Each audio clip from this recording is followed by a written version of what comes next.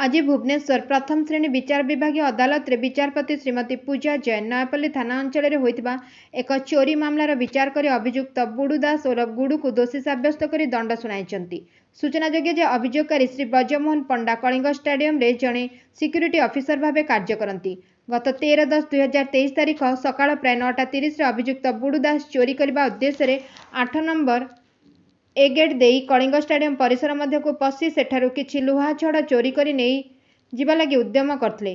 Kalinga stadium परिसर रे patrolling duty रे मृतयन थिबा सिक्यूरीटी गार्ड अभियुक्त को लुहा छड़ चोरी करी नहीं जाउथबार देखि काल विलंब न कर कौशल क्रमे अभियुक्त को काबू करने सहित एने अभियोगकारी श्री ब्रजमोहन पंडा को अवगत कराइथिले।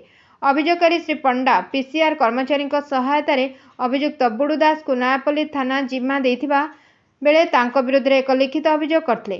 अभियोगकारी एतला आधार नयापल्ली थाना केस नंबर 483/2023 दफा 379 एक मामला रुजु करा जायतिबा बेले थानार तत्कालीन एएसआई श्री पीके राउत को यार तदंत भार दिया जायतिला।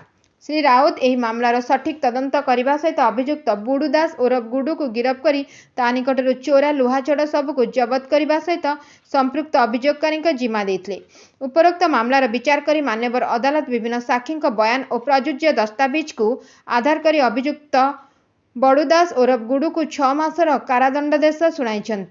यह मामला को सरकार पक्षर सहायक पब्लिक प्रोसिक्यूटर श्री के साहू, श्री एस स्वाई और श्री एस चौधरी परिचालना करथिले। Bureau report Ekamra news.